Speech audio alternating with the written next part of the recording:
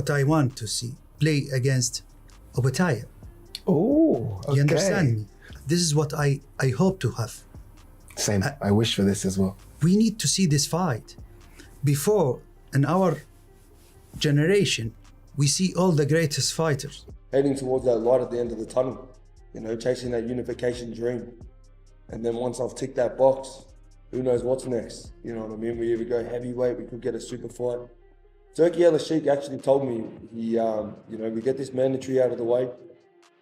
Turki Alalshikh just fired back at David Benavidez Sr., and his response may have confirmed that the Benavidez-Opetaia fight could finally be happening. Jai Opetaia has also made it clear that his sights are firmly locked on becoming undisputed, and Benavidez just happens to be standing directly in his path. To chase fame or someone else, or, chase names for clout. I'm chasing undisputed. Even Benavidez, his name's only in the mix is because he's fighting for a Cruiserweight title. So if it wasn't fighting for a Cruiserweight title, it doesn't bother me. I don't chase names. I'm chasing legacy and undisputed, not... Look at the last couple undisputed fighters. They're the goats of this sport. Yeah, that's right. You know what I mean? And I want my name up there, and I want my last name. He weighed in on the Benavidez showdown, explaining why he believes the matchup is a natural fit at Cruiserweight and why the fight could become one of the biggest and most important clashes the division has seen. In Cruiserweight, and to me it just makes sense. Like, if he's fighting for a world title in my division, why don't people want to see who the best is in the division? Like, it does not make sense to me if we don't fight. You know what I mean? Like, he's coming up fighting for a undisputed, like a unification fight, and he's going to be holding the WBO and WBA. It just doesn't make sense to me that we wouldn't fight. All I got to do is keep winning and keep doing my job. Paulie Malignaggi isn't shying away from backing this one. He's convinced a Benavidez-Opetaia clash would be a genuine banger for the Cruiserweight division, but he's quick to add a caveat. Just how good that fight actually plays out hinges on what happens first, with the McCulkin test likely shaping the whole conversation around it. Benavidez, going back to the conversation on Benavidez, I think the answer is, I think you do see Opetaia and Benavidez, and I think that's a great Cruiserweight fight. That's a great Cruiserweight fight. What do you see Opetaia? I think but I want to. How good it's going to be is how good he looks against Michalian. I worked Michalian's fight against Badu Jack. But Max Kellerman complicates the hype, noting that while Opetaia holds the lineal crown as Cruiserweight king, Benavidez lacks that same distinction. It's not about talent, Kellerman argued. Benavidez has arguably been elite across multiple divisions, but has repeatedly been denied a major title opportunity. Still, Opetaia owns the clearer championship resume and the stronger proof of achievement. He also has the Ring Magazine belt. He is considered the lineal champion, the one and only legitimate Cruiserweight champion of the world. Now, as much as I love David Benavidez, and he's been ruthlessly ducked at 68 and 75, Benavidez has never been the champion, the division. It's not his fault. He hasn't been given the opportunity. He may have been the best fighter in multiple divisions, but he's never proven that he is the champion by beating the champ because he's been frozen out of those fights. The problem is Benavidez is... The level of opposition he's faced has helped build his confidence, and that's a major reason Teofimo sees him as the favorite heading into a potential fight with Opetaia. Last fight, and who you faced in your last fight. People forget like this. And I think that what Benavidez is probably going off of is the fact of who did he fight, Jai Opetaia, and who did David fight recently. Actually, at Cruiserweight, David is much more... Benavidez might beat Opetaia, right? He'd be favored to do so. Yeah. I'm saying Opetaia is a much more accomplished Cruiserweight. Yeah. They stressed that Opetaia remains the far more accomplished operator, specifically within the Cruiserweight ranks, where the conversation shifts when it comes to star power. Business-wise, Benavidez's name recognition dwarfs Opetaia's, creating a split that frames boxing merit and commercial appeal as two very different cases for who deserves the bigger spotlight. Benavidez, boxing-wise, much more accomplished. And Zerto, yeah. We talking boxing-wise, but if you ask the... Business, you're talking about. Business-wise, like you ask, everybody don't even know who Jai is. We know because we in the boxing world, but everybody don't know who that. Everybody know who. He with Tyson today. He's with Floyd tomorrow. Like, he's a big draw. No question. And all I'm saying is... Silencing the doubters, Tim Bradley isn't wavering from his stance. Benavidez gets the job done in his eyes. He also credits Opetaia's sharp footwork and boxing IQ, but Bradley believes the champion can still be lured into a straight-up brawl, exactly the kind of terrain where Benavidez thrives against durable opposition. David Benavidez beat Jai Opetaia. Hell yeah, he beat Opetaia. Oh, I'm a double down. He gonna beat Opetaia. I double down on that one. He gonna beat Opetaia. See, Opetaia got good feet. Yeah, he can box, but he can be drugged into a fight. And if you know anything about David Benavidez, just like he did with Ramirez, he's the one of those guys that's gonna test your heart. He gonna test what you have in here. And once he go to Jai, he tests what he has in here, Jai gonna lose. Jai ain't gonna be boxing and moving around. Jai gonna be looking to fight. Digging deeper into what makes Benavidez so dangerous, Bradley points to his knack for testing an opponent's willpower under constant pressure. Once Benavidez strips away Opetaia's boxing rhythm, Bradley expects the champion's movement to break down, leaving him increasingly exposed as the rounds pile up against Benavidez's relentless pace. Tired too. Yeah, because Jai, if you look at the history of Jai Opetaia, he get tired. Yes, he gets tired. Period. And I stand on that. Speed is one thing, but Bradley's convinced Benavidez's pressure is another beast entirely, keeping Opetaia's track record of fading in grueling extended battles as the real red flag. He argues that vulnerability lines up perfectly with the non-stop, high-output attack Benavidez consistently brings into every fight he takes. Yes, he can make it work for himself. Yes. You know, dipping, getting outside, body shot here, dipping this way, body shot, you know, putting them motorboat combinations on his ass, putting them combinations on his opponent, you know. Hey, single right hand, straight left hook. Oh, David is sweet. Them fast ass hands, he is sweet with it. But when we talking about a bigger fighter, somebody's been reigning at heavyweight, somebody that's, has to be perfect or had to be perfect. Coach Bradman also lays out exactly why he'd back Benavidez against nearly anyone in the division. Yet he flags Opetaia as a genuinely different puzzle altogether, pointing specifically to the champion's size, his explosive bursts, and the tricky angles that naturally come with operating from a southpaw stance against a fighter like Benavidez. Because he's such a big guy and he's explosive, but I'm more comfortable picking David to beat him. The one guy that I think will give David some real trouble is Usyk at heavyweight. I don't know if he can beat Usyk, but the rest of the guys, I think he can beat him. Okay. Yeah, because Opetaia said that he'll see him soon. Congratulations, champ. People have been talking about that matchup because he is a full, cruiserweight that's athletic. Breaking the athleticism down further, Breadman draws a clear line separating Opetaia from someone like Zurdo entirely, calling him a sharper, twitchier athlete with genuine snap behind his punches. It's a speed and power combination he argues demands a completely different level of caution, preparation, and respect than what Benavidez has typically faced throughout his career so far. And David has good defense, but he's not unhittable. So the fact that David started out at 168 and Opetaia started out at 200, Opetaia, I didn't think Zurdo could do anything with David because he's just too slow getting off, man.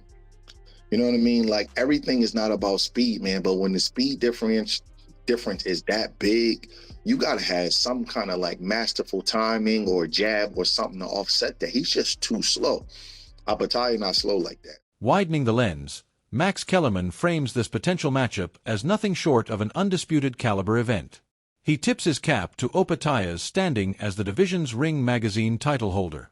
Yet, despite that pedigree, both Kellerman and Devin Haney found themselves leaning in the same direction, with Benavidez walking in as the man to beat.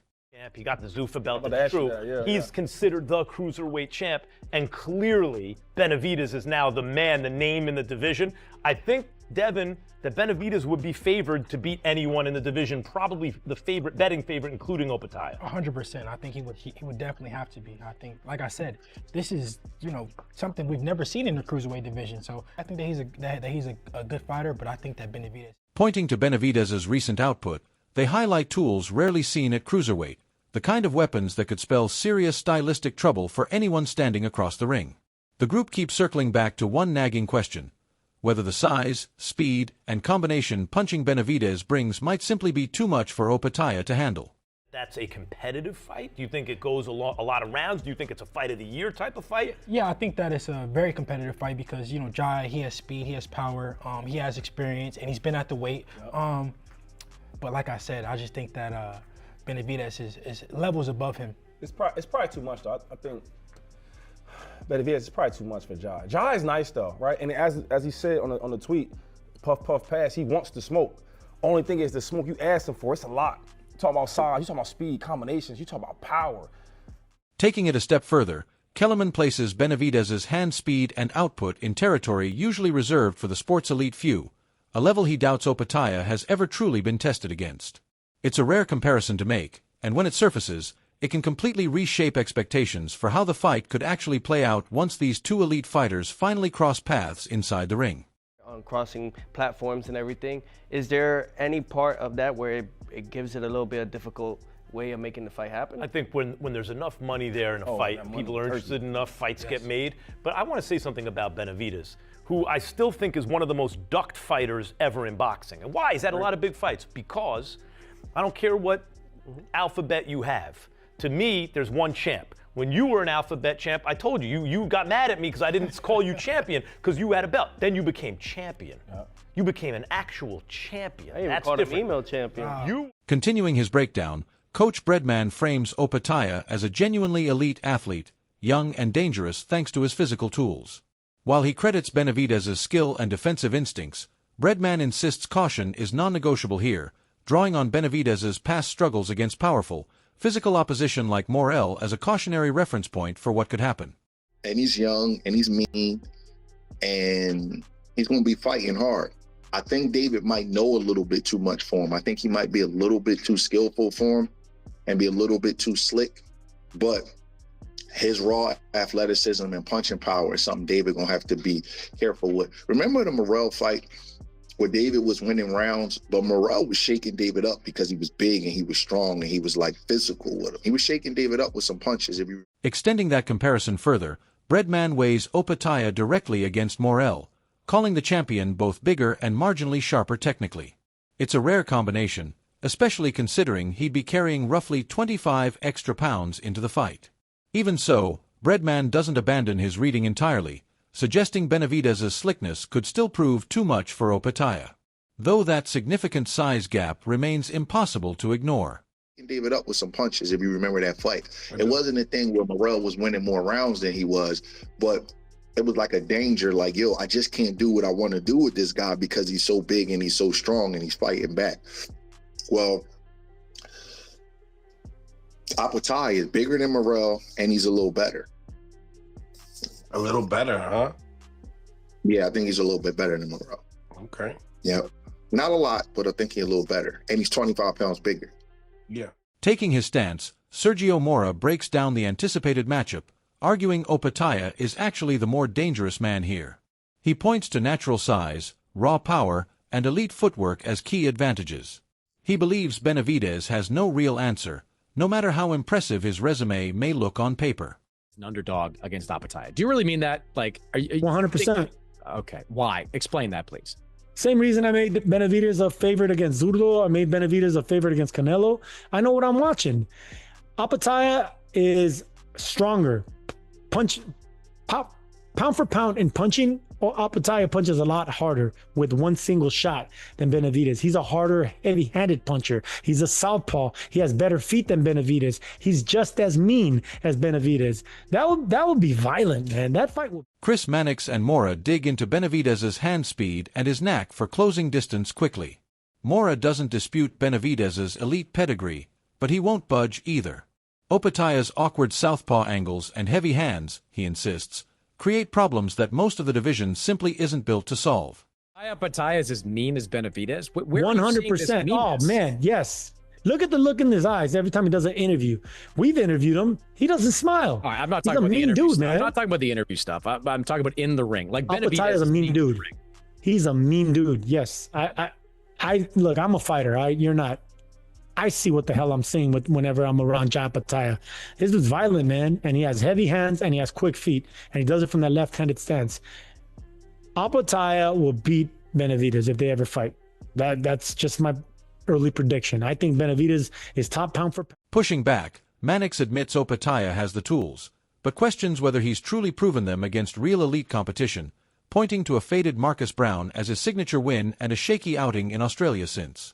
Mora counters by crediting Benavidez's genuine greatness, though even he concedes Opetaia's footwork remains a serious threat worth respecting. What you're seeing, I can see the tools. I just haven't seen him implement them against great fighters. His best wins have come against one guy, and that was the faded version of Maurice Breedis. Since then, he has not fought top guys. He has been clipped when he fought his last fight in Australia, took some shots in that fight, and couldn't get Brandon Glanton out of there. So like, I think he's a good fighter. I just have not seen greatness from him yet. I've seen greatness from David Benavidez at 168, less so at 175 because he only stayed there for 3 fights at a time, and then straight up to cruiserweight to fight Zurdo Ramirez. I think Turning to the harder truth, Oladipo doesn't sugarcoat it. Opetaia is a killer with quicker feet and sharper movement than Zurdo ever showed. He pushes back hard against anyone assuming Benavidez simply walks through him, pointing to Opetaia's southpaw craft as reason enough to call this a legitimate coin flip fight. Opetaia's a killer as well. He's a killer. And unlike Zurdo, Opetaia has fast hands and fast feet. Opetaia's hand speed, it's not as fast as Benavidez, but it's respectable. His feet are better than Benavidez's. He's a southpaw. So don't start to, Benavidez runs through Opetaia. No. I'm not doing that. Not doing that. Does not run through him at all. That's a fucking fight. Surprising even himself, ODI admits his own breakdown has pushed him toward Benavidez despite the dangers Opetaia presents. Running through the matchup, he gives Benavidez a slim edge, but he makes it clear this isn't a confident pick, with the two fighters sitting remarkably close in what he sees as a tightly contested matchup. I honestly don't know who wins out of him and Opetaia, you know? I feel like he might be able to get to Opetaia. I can't believe I'm saying this. I think he might beat Opetaia. I think he could beat Bivol as well. I'm not joking. I think he could beat them both. I think I'd make him favourite. Say if those matchups were made today, I'd make him favourite on both of them. Marginal favourite. 55-45 in the Opetaia fight. And shifting the focus to grit over technique, Bruce Carrington doesn't discount Opetaia's talent for a second. But when it's time to pick a winner, he sides with Benavidez, calling him simply the meaner fighter of the two. For Carrington, it comes down less to skill on paper and more to who's willing to impose their will when the fight gets uncomfortable. And they would beat him. I feel like you gotta. Okay, Opetaia, right? Let me touch base on him. I think that Benavidez is the superior fighter when it comes to Opetaia. Like Opetaia, he's good. I like Opetaia, but Benavidez, he's badass, bro. Oh my gosh, like he's mean. I really like Benavidez in that fight. Breaking down the mechanics, Daryl zeroes in on Benavidez's hand speed as the real problem solver here. The combinations come so quickly that defending against them cleanly becomes a nightmare. It's a trait Daryl sees as the single biggest factor tipping the tactical scales whenever this matchup with Opetaia is seriously discussed. You know, and then there's always that puncher's chance. Yeah. You know, but David has great defense. He doesn't have the legs that I want him to have, you know, but he has great speed on his punches. Speed is going to be the biggest factor because the feet will meet in this fight, right? And when they do, it's who's faster, you know, who's smarter, you know what I'm saying, and, you know, who can get off with the quicker shots, you know what I'm saying, shorter shots. And David has a great ability. Calling it a genuine coin flip, Daryl frames the fight around energy management as much as skill. Opetaia, he argues, has to stay razor-sharp and disciplined with his footwork throughout, while Benavidez needs to sustain that relentless, almost mechanical output across all 12 rounds for his approach to actually hold up. If I had to pick up, I'm going to say 50-50, right? I think Jai will make the mistake of being there because he's great with the feet, but he has to be keen. He got to be precise. He got to be calculated with his feet when he get in there with David. It's like, when you get in front of David, man, you want to make him miss. You want to stay out the way. You want to preserve your energy or build up the energy needed to go for 12 rounds, first round or the 12th round, just like the first, right? And that's not like saying you Superman, but no. Daryl doesn't hold back when discussing Benavidez's biggest flaw, footwork that lags behind his other tools. If Opetaia leans into his own mobility and controls the distance intelligently, Daryl believes that weakness could turn into serious trouble for Benavidez over the course of the fight. He is full of energy, man, but he's he's technically flawed. David has no feet whatsoever. Period, point blank, man. And don't need him at this point. And once he gets in there with someone who's willing to use their feet, then he's going to see where he needs to capitalize with his feet. So, man,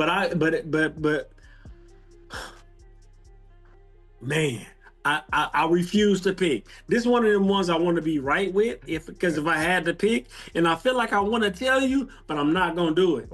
David Benavidez himself isn't waiting around. He's calling out Opetaia directly, making it clear this is the fight he wants next, with both men now sitting at the center of the cruiserweight conversation. The tension is only building. Benavidez knows exactly what Opetaia brings, but he's confident enough to step forward and demand the matchup that everyone is talking about. I mean, I think that's the biggest fight in the world, especially at this weight division, you know, and that's definitely a fight I want. Like I said, I'm not scared of nobody. This is Monstro's world, and if he wants to get that fight, we get that fight. I don't know why he went to Zoof. The picture around this fight keeps sharpening with every voice weighing in. Whenever Opetaia and Benavidez actually meet, it won't be a quiet night. For the cruiserweight division, this isn't just another fight. It's the one that could decide who really runs the room. If you're enjoying the breakdown, make sure to subscribe and stay locked in, because when Benavidez and Opetaia collide, you'll want to be here for every single update.